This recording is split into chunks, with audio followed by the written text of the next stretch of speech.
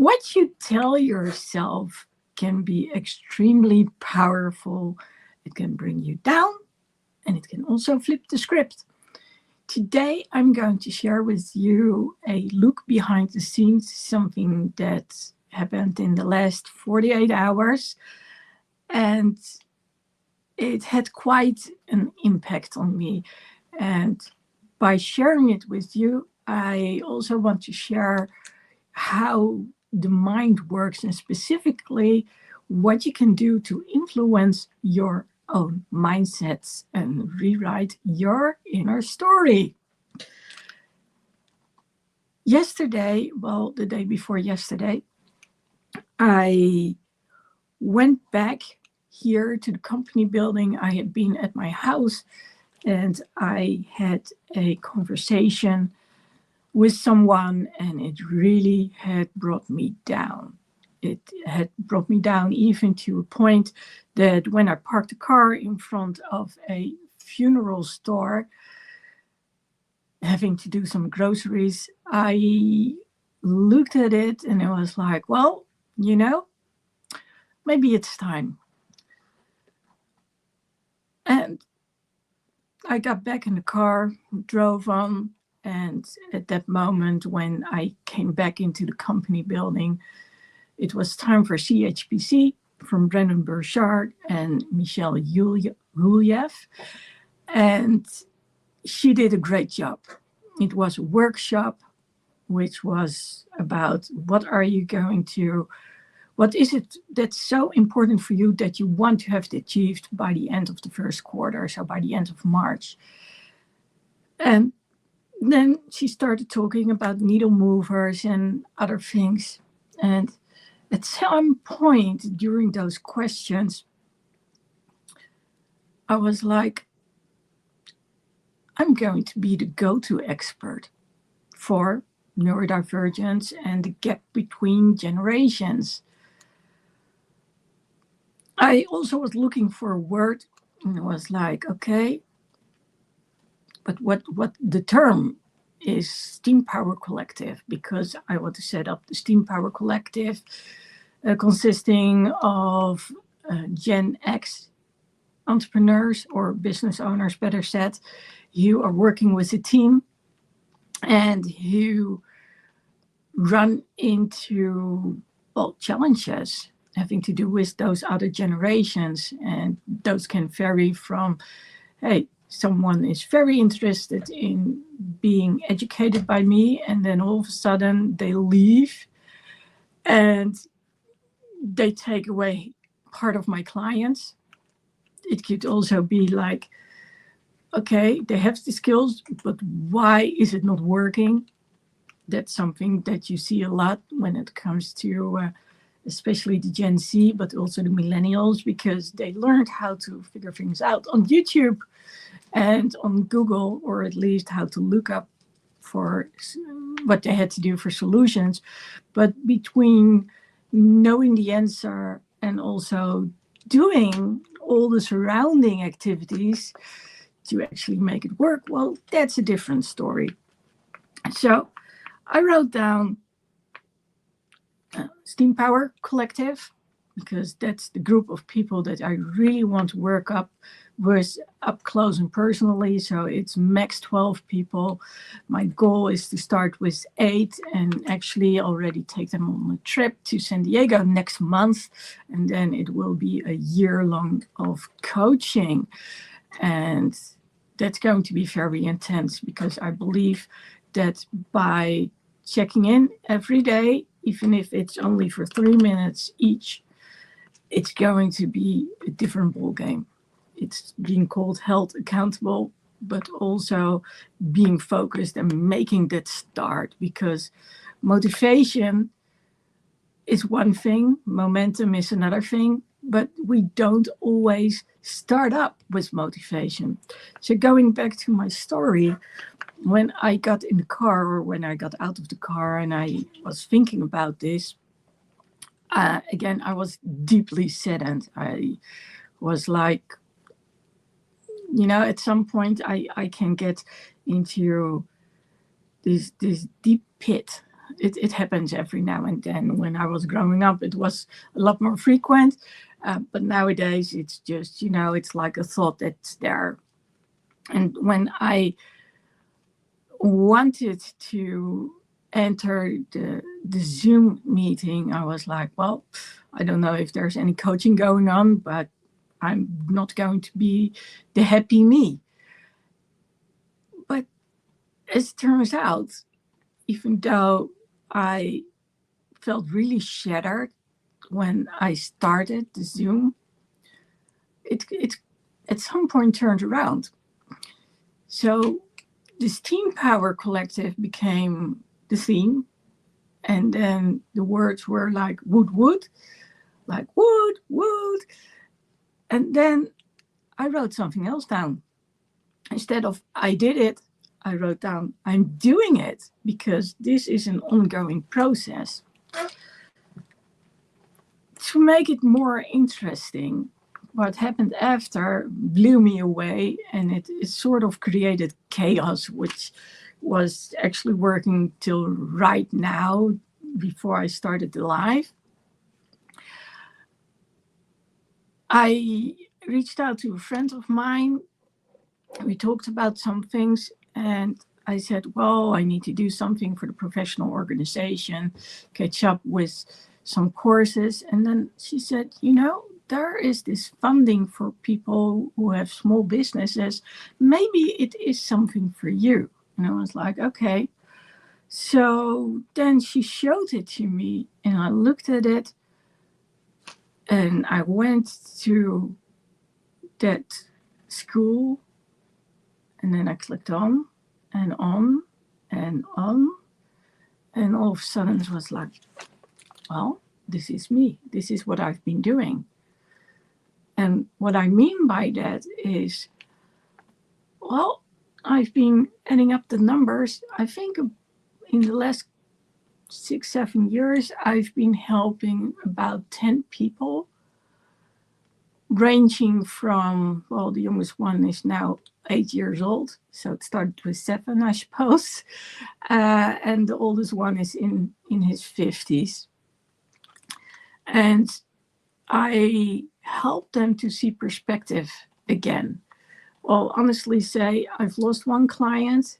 That's not something I could prevent. And it has taken me a long while before I could actually say, yes, this was a conscious choice. It was the first attempt, and the opting out was done in such a way that it was irreversible.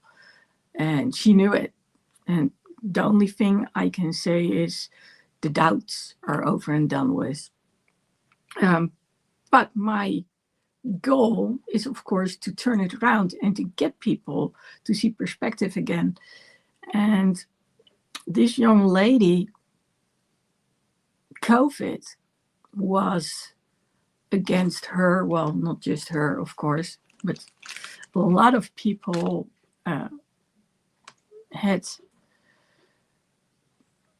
a lot of people were affected by it, and not in a positive way.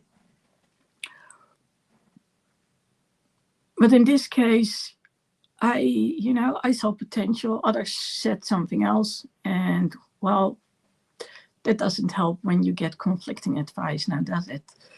So the other ones, I helped them with housing, with talking to employers, talking with the municipality. Some were homeless for a short while, and I helped them to go to the Salvation Army. Others had other ways to go before they had their own home. So going to a group home, for instance. And when it was needed, I would be there, like really be on top of it. So depending on who I'm working with, and if it's in my role to guide people, or whether it is when it comes to coaching, I might do phone calls for them, might make sure that they don't get too many stimulants. So no unexpected phone calls or no unexpected visitors. So I'll be in between them. So they don't have to wait in line for like 30 or 40 or 50 minutes with the beep beep, which already drives them insane and takes away all their energy. But I also join with employers to make sure that everything goes smoothly, that little things can be changed, schools to so they get more time. And as a result, I can say a lot of them, they all got perspective again. There was someone who believed them. And apparently, this is actually kind of rare. I didn't realize this, but when I started looking at the description of the training, so it's a master's degree for 2 years, I was like, yeah, I said I want to be the go-to expert, didn't I? Like a few hours ago during the CHPC training, the Certified High Performance Coaching Training from Brendon Burchard. And I was like, yeah, it's there. And what does this one say? It's about being the expert based on your own experiences. And I was like, well, how coincidental is that? It's the only one out there, the only one in the Netherlands. It's also the only one internationally. And I was like, oh, this is interesting. So there are some ways to get funded in order to do so. But I do know that when I will be working with you out there who want to be part of the Steam Power Collective, because you realize that if things change on your end, that you will also create a ripple effect for the next generations. So basically also for your spouse, your family, your kids, your friends, your team. We could really make a difference. And well, for me, at the end of the line are various parks. They are called the Park of Pride, Power, and Perspective. And they are meant to actually have neurodivergent young ones over there to give them a chance to integrate with work life and be seen for who they are and really ease into it instead of not being understood and being brushed off and not taken seriously. And well, I told you about the young ones. So I see them on a weekly basis. I might talk to them more often because one of them I help with homework because she has not learned to learn yet. And everything goes really easy. And well, it's nice if you're gifted or creatively gifted or whatever it is. But if you don't get the support from the school system, then you have a problem down the line. I know because I did so too. Well, actually, I was sort of in luck because at some point, some people recognized that I literally learned page down. So history, I pretty much know nothing about it. Why? Because I literally learned the pages. But when they would ask me to stand in front of the class, so I'm used to brain fog, especially when you ask me something in the moment. But when I'm writing things down, and especially if it's in the right order, then, it's like this page opens in my head and then all I have to do is write it down. Nowadays, that's a little different, especially since I found out that it means that I don't recollect anything about that page down the line. And that's what I'm actually noticing with the young ones out there too. So I know that she only learns it, for that moment, but she actually has no clue what she's doing. It's so recognizable. And hence, I'm trying to make it more fun. So she can easily recognize certain things, but she also gets an understanding where things come from. But I also have to keep in mind, hey, hang on, this is someone who is still very young, and she is being taught in a way for the young ones who are a few years older. So I'm doing it though with fun and gratitude, because one of the reasons that I'm doing this is in order to prevent others from going down the same route. Now, when I talked to you, when I started this live, I said this is about how to flip the script. Now, the first thing you already heard, so it was from being really down in a pit, and I can tell you my energy was drained, to actually being like, okay, I'm going to be the go-to expert. I'm doing it. And then a few hours later, there I was, and I read on till deep in the night, and I was like, oh, this might actually happen. I might actually be able to do this.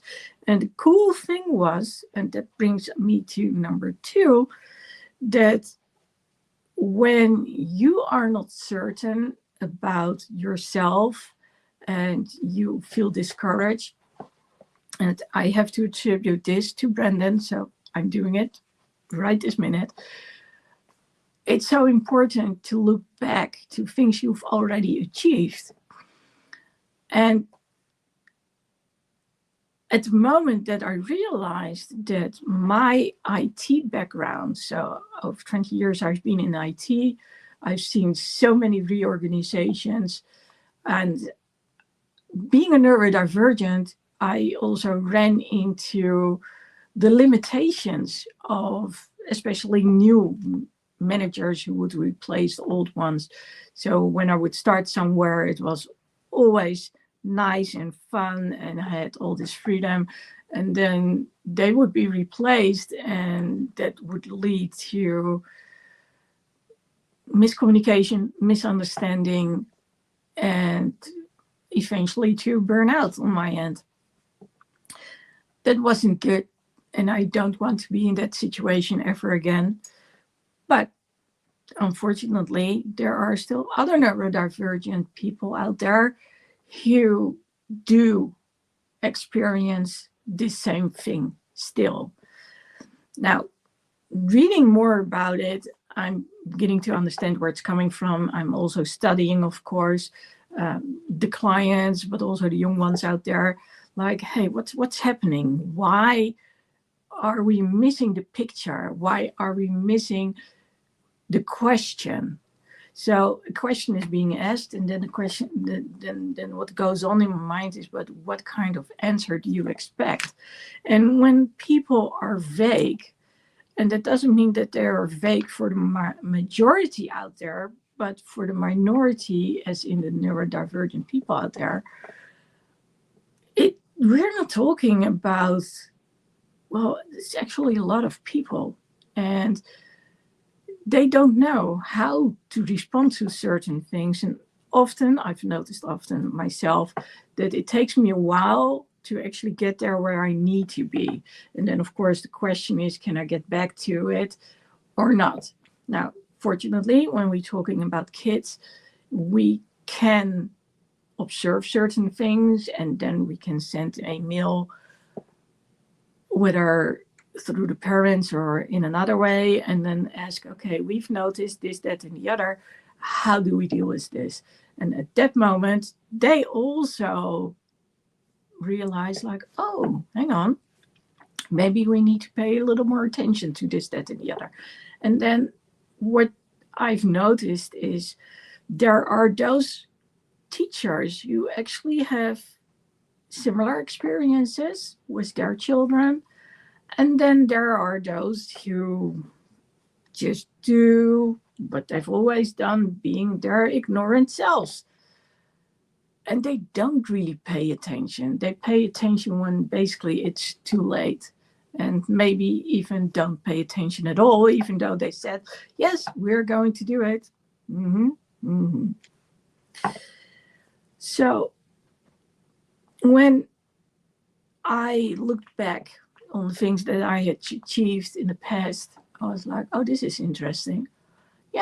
Yeah, I remember that time when I looked at this contract, 1,200 pages. I always said it was a contract that said, look how great I am and what I've achieved. But then when it came down to, but what are actually the services that you're going to provide for us? It was so general. And I was like, what does this mean? What does that mean? So I brought it back to 12 pages and eventually to the front side and the back side of what in America is called a letter and what in Europe is called an A4 sized piece of paper. And I would have certain things written down on it, and I would have a certain term for it. So it's a surface level agreement, A4 size. So I would shorten that one, and it worked really well. Everybody was so happy that I actually took the time to really go through that contract and see what was written in there. So I became the go-to person just for that contract within the entire organization. And later on, I also explained what it actually said to other people. So we would go to the various organizational units and explain it. That was one thing that stood out. Another thing that stood out was how in 3 months, the other half of the organization, which was specialized in the core business, knew how to find me and where to find me. So through the grapevine, they heard, you need to go to Lexi. She knows what you need. And they would come over and they would ask about it. And that was actually pretty cool. The only thing was, when I was talking to the people in my own department, so like 7 or 8 other people, well, probably a bit more, they didn't understand what I was doing, because what I was doing was so specific, and actually it was specifically what I needed. And from the moment that I started working, especially when I started working for the companies themselves instead of being sent to a company, I noticed that everyone, especially the older generations, knew exactly where to position me. I would be positioned with the clients that most people couldn't interact with very well because they were so different. And I was like, yes, here we go. And that's also what was at the base of the SLA4. So when I realized that I had made something very specific, I was like, oh, okay, I didn't realize that. Also, being able to bring back 1,200 pages to 12 and then to 2, the front and the back side of a piece of paper, apparently is very uncommon. But then again, I am a top-down thinker, so I don't look at specific details first. I want to see how they connect. And then there was something else too, and I have noticed that. So for a while now, I've got this nickname, the Connection Catalyst.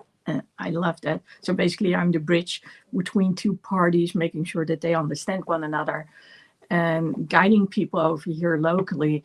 I've noticed that for a while now. If they ask me, so why you? Why are you going to help this person or guide this person? Then I say, well, I translate what they can say themselves, whether it's because of emotions or because they don't know how to. And earlier this week, I traveled to a friend of mine who lives below the rivers. I crashed there, so we will be in time the next morning. And she was a bundle of nerves. It started when she rang me like a couple of weeks ago already. I think it was over a month ago, probably. And she said, could you please go with me to that appointment? I said, yes, sure, I'll go. And hence why I stayed overnight. And then at that moment, we already had discussed what she needed to do. Now, for me, what she wanted, which was in this case a handicapped parking cart, that's not new to me. I mean, I've been there 3 times myself. The first time it didn't work out. The second time, I was way better prepared. And the third time, I was actually also lifting off the talk I had the second time around, because that doctor, he immediately understood me. And what he did, he was asking me about how things had been going on in the past. And with me being hypermobile, no one understood me. When I would go to the hospital, the GP didn't understand me. They had no clue what they were talking about. So it was always sprained this, sprained that. Whereas in all reality, it's the tendons, they go out of line, and it's comparable with a cable. And when you have the wheel and the cable needs to go over it, and it goes like this, that, well, it hurts. And you can see it, because then it starts to break down, and at some moment it snaps. So it had to be put back in place. And I've got a very good physical therapist who's amazing at doing that job. As far as my right shoulder, I'm getting better at doing it myself. I just have to pop it backwards and then twist it, and then there we go. You might actually see me do it live every now and then. It can happen. So being there, I experienced exactly what she had experienced. There was someone, he was in a rush. He only had 20 minutes. And she was, like I said, a bundle of nerves. He reacted to it. She was snappy. He became snappy. And we don't want that, because we want something from that guy, right? We want him to say, yeah, I get it. It's okay. So I had to calm her down every now and then, speak on her behalf. But he also shut me down at the beginning. And at first I was like, okay, let's see how this works out. So there was a piece of paper. So I had said, okay, this is what we've printed. This has to be on top, because this shows everything. And then here are the other ones, put them below. Those were actually more recent, but they got into very specific problems. So the first thing he saw, that's 2019. Don't you have anything more recent? And she wanted to say something, didn't get there. And then I wanted to say something. And then he said, can't I talk to your friends? And it was like, okay. So I said to her, we have something more recent, but bundle of nerves. She didn't hear it. And then at some point he went through the papers and then, oh, here's something more recent, 2024. And it was like, duh. Of course I didn't say it, but you get my idea. So she got it in the end, by the way. But this is how I get things to run more smoothly, especially when I'm there as the guide. So in my official capacity, then they cannot go around me. In this case, I wasn't her official guide. I was there as a friend. So I did get a chance to explain a thing or two. But in the end, I couldn't do my role as much as I would have done it if I had been in an official capacity. But it worked because of the preparations. And because I've been doing this work for a long time now, I think like about 7 years by now, I have gotten to understand the importance of clarity during communications, and about staying close to yourself instead of like getting really unnerved. So if you have things documented, that's usually what they want, and that helps a bunch of times. Now, getting back to how to flip the script, I wasn't going to add this, but you can take it as something that really helps. Documentation really helps. It's the difference between having a conversation and being emotional, and being able to lean back, maybe still feel these emotions, but you have a baseline, something to go back to. And that really helps. Writing down things, Just like with emails, you can send an email and then click send straight away, lightly full of emotions, or you can hit save and then at a later moment you revisit it and then you take out all the emotional stuff and then you hit send and you're good to go. So those kind of things combined with getting people to see perspective again, which I've been saying for years now. I teach people to speak up, be authentic, gain perspective. And then recently realizing, but this is also about the neurodivergent individuals out there. You are often not understood. Now, this is not about labels. Let me just clarify something. It's not that I want to say people are on the spectrum or other things, because people are good enough the way they are. But there is a downside to it. When you want to get things done, it can actually help you when they know how to approach you. So I will use it for my clients when I know it's going to help them. And it makes people treat people differently. So what you think about yourself, not only looking at past achievements, but also what you tell yourself in the moment, but also long term, that really influences the mind. So at the end of last year, I went through sort of a rough patch. And when Brandon started talking about discouragement and how to flip the script, he used different words.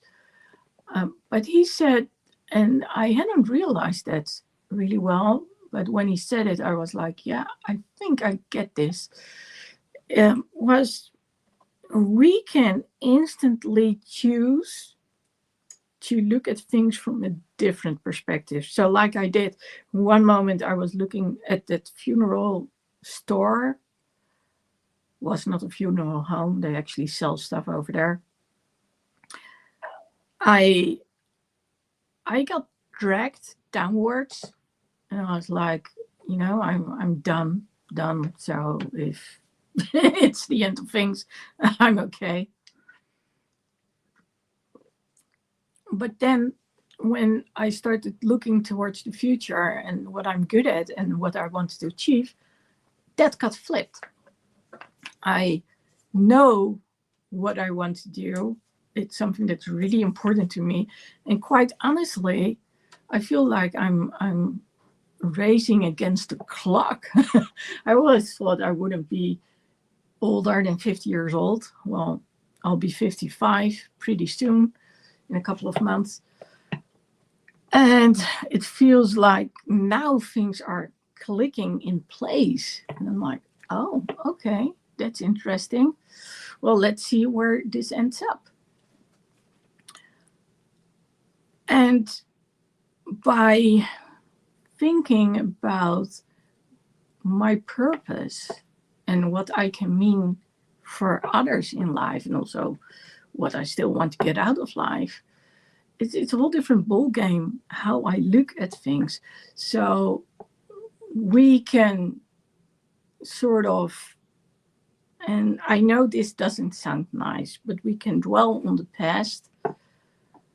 And please note that I'm the first one to say, yes, grief is necessary. Whether it's because you actually lost a person, as in they are no longer alive, or whether it's because you have lost something, or the person themselves have changed in such a way that you grieve.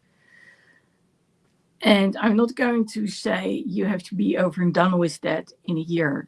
I mean, when someone has been very close to you, you'll always feel it, and there will be difficult times. Now, having said so, it's also important to look at what's still going on around you, what's happening elsewhere in your life. Because likely there are others who still need you, and there are other things that you still can do, things which will make it worthwhile for you to go on.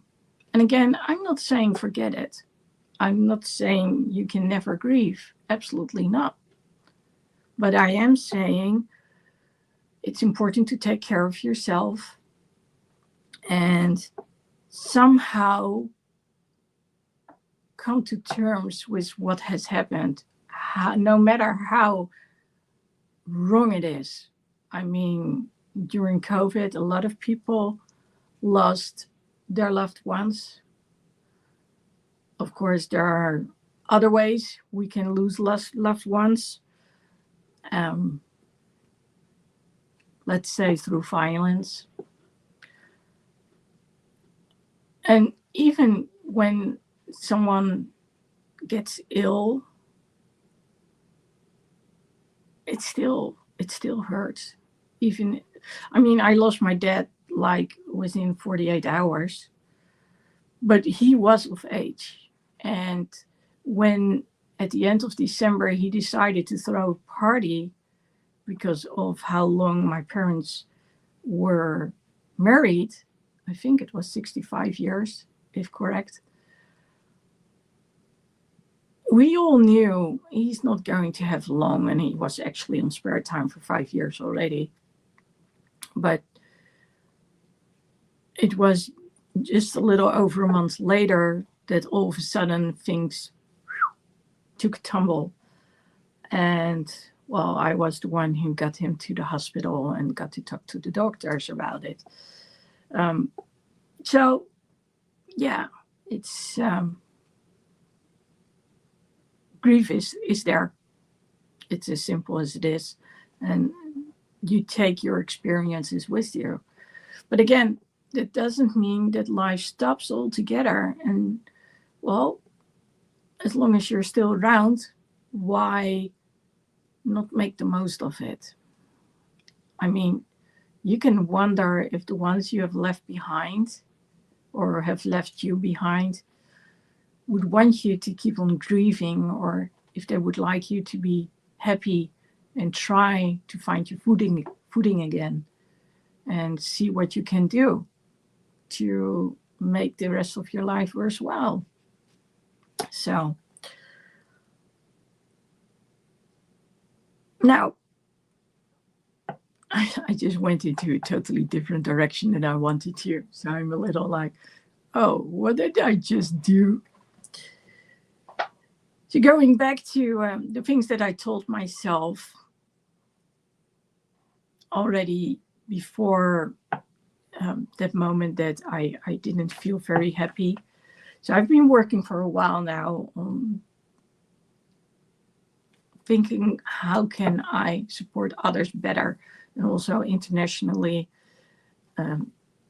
If you listened to my live last week, I shared a little something with you about that I've always wanted to change the culture from inside out in organizations, because, well, when it comes to being neurodivergent and thinking differently and acting differently and it not being accepted, well, that's something that for decades now I wanted to change.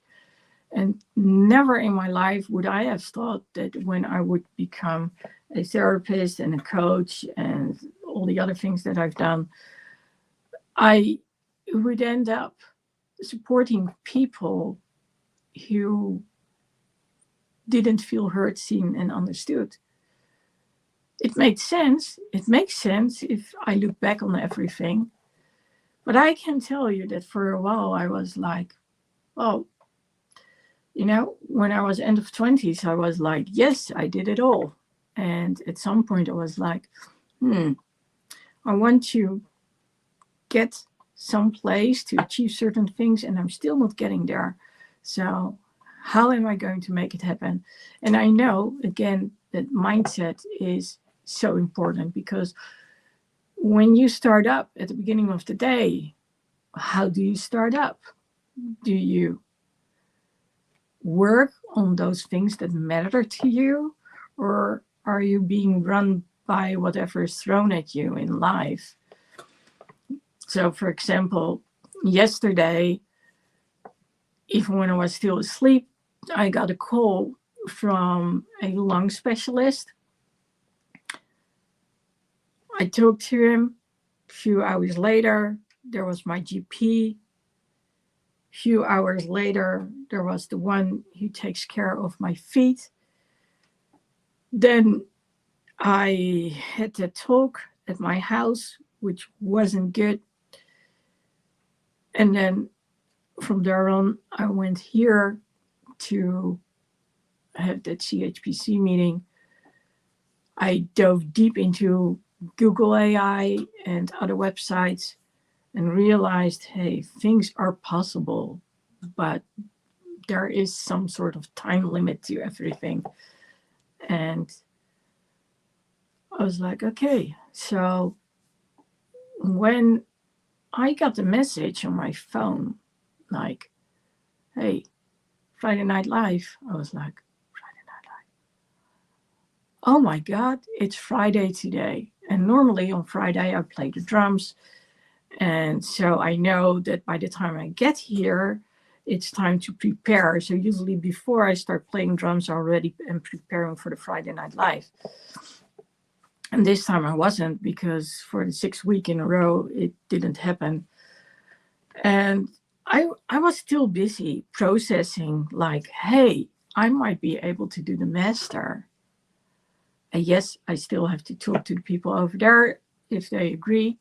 But I think I will be able to manage it. Like I said, I literally wrote down, I want to be the go-to expert. And what is this? This is especially for people who actually already have certain frameworks and things in mind and know how to stand up for those who need it. So they are specialized in those groups who otherwise would fall through the cracks. I was like, and I'm still am like, wow, IT, taking care of people, IT, guide people, IT, guide people. Oh, but I'm the connection catalyst. Yeah, that's what I was back then. But back then, a lot of people, there were some people who saw what I could do. And I'll never forget that in my final month when I was working for Pink Elephant, we became the preferred supplier for the people at IBM. Why? Because I knew what they were talking about, and they knew that I knew what they were talking about. So no one else got accepted from Pink. And then all of a sudden, they wanted me, to give the training because I could talk their language. And I guess that was at the base of it all. I understood them because I had been there. I had done that. So I always say I grew up in the mainframe world. I basically also grew up in the men's world. I would work evenings, nights, weekends. Sure, there were day shifts too, but I preferred the evening shift. And I never realized what would happen afterwards. No clue. But I do know that I've seen that park of Pride, Power, and Perspective for years now. And I've been talking about taking people on trips for years now. And when I talk about taking people on trips, it's about getting people to understand themselves and their team members better. And maybe also their spouses and their children. Because that way, they get more freedom, they feel more appreciated, but also the team feels more appreciated and they experience more freedom. And, well, if I can start a movement of people, you have more acceptance, and they are more aware of what it's like for children who are gifted, who are maybe on the spectrum, maybe dealing with ADHD, maybe something else, but literally wired differently when you look at their brains, and there's understanding for them. Then what can happen is you can take the advantages of what they have to offer. So the moment that they don't feel like they're being put down, but they're actually heard and taken seriously, then all of a sudden things can shift. It can help all the people involved. Like I said, I brought back something from 1,200 pages to 2. And I was the first one to have done so. In 3 months, people knew how to find me. Apparently, that was kind of exceptional too. Why? Because my brain is wired differently. I like to think from top down. But there is also another side to it. You know, when it came to exams, at some point, I always got this C minus. I never made it. And I would be able to learn for it, study some more, and I would have the same exact outcome until I started talking to people instead of doing things verbally. And all of a sudden things changed. But I had to understand, what is it that they're after? What is it that they want me to do? And that's what I want others to understand too. Because like I said, if you put a number of people together, each with their unique strengths and characteristics, then something amazing can happen. And if that's the only message I can get out there, be open to what you can give to others and also what others can give to you. And don't be too quick to brush them off, but really pay attention and listen. That's already going to be worthwhile, this whole episode, this whole broadcast to you, back in your homes or maybe in your companies. Now, last but not least, when I shared a little something about the whole system scan that I'm working on. So for those who don't know, you can ask for a system scan on my end. And what I'm basically doing is, in a 40-minute conversation, I'm going to go through what's working for you and what's not working for you. So especially this is especially for organizations. Like I said, when it comes to generational gaps, it's so important to understand why certain things do not align. And we want everyone to be at their happiest and be at their best. And that means that when you feel like you can do something that you're good at and you've specialized in it, and you also know what's expected from you, but you also have the freedom to do certain things, that can make such a big change. And all it basically takes is someone to actually, yes, take you by the hand to explain what you don't know. Well, if you apply for a job somewhere, then I do expect you to know what you're talking about. But you may not know the organization. And when those two things actually get combined, and people actually start to appreciate what the other can do by really taking the time to get to know the other one, and then think long term, right? Think long term. What will you achieve when you're capable of doing so? Now, I know that all of us have blind spots, that includes me, and that's why it's so nice to have an outsider look in. So, hence the system check, like, okay, what's not working in your organization? What are your internal beliefs and stories? And then we can start to work on that.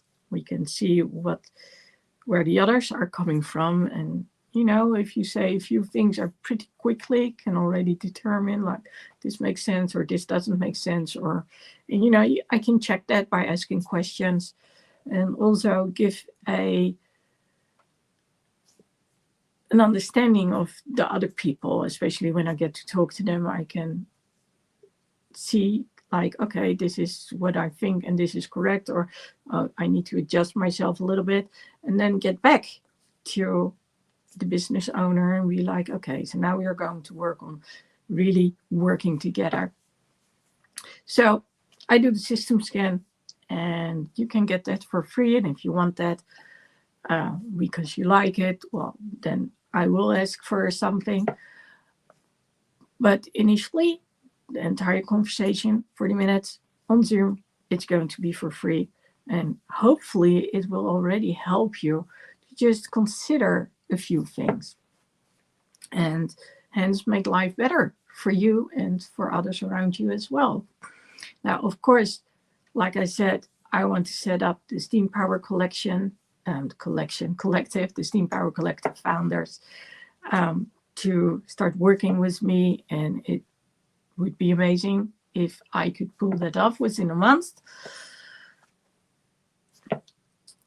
If you're watching this or you know someone who could use it, let me know, especially knowing that we would be on the forefront of changing things for other organizations, for other people as well. Because if I can get this to work, well, there's going to be a paper, it's going to be published, and I can make a difference. We all can make a difference. And how cool is it if we all can make this shift a reality, a shift where everyone is being accepted for the way they are and are being recognized for their unique skills. I personally think that's being seen for who you are is so important. So if you are interested in that, let me know. There's a link out there which allows you to contact me, and then we get to find a moment where we can get together on Zoom and talk about it.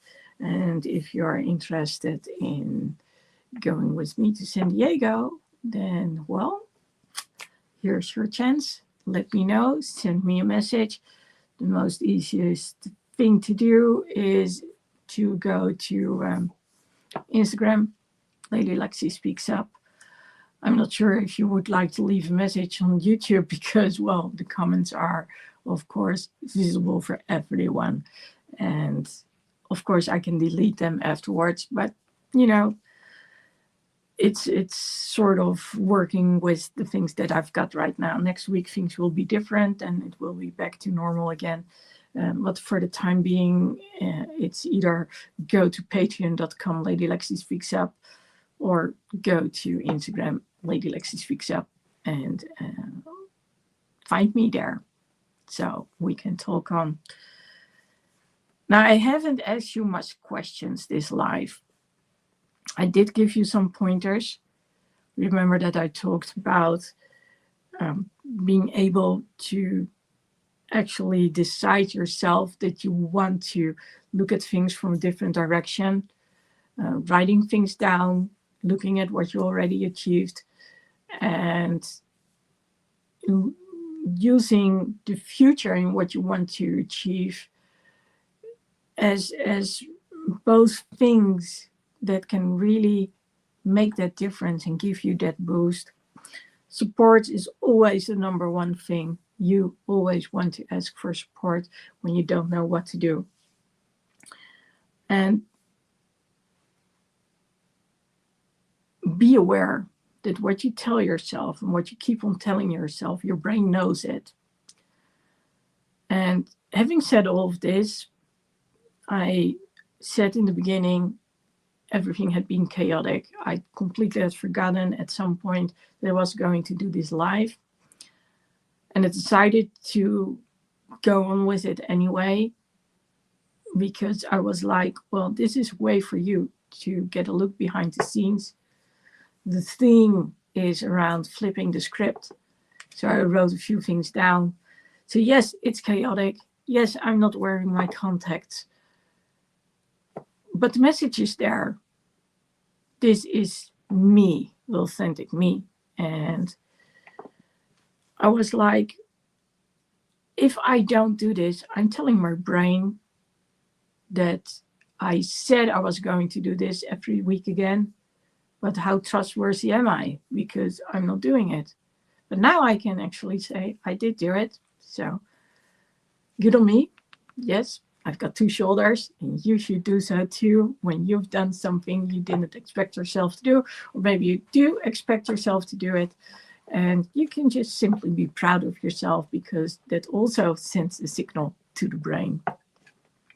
So be aware of how you influence yourself and how you can actually shift things one step at a time, and sometimes rigorously.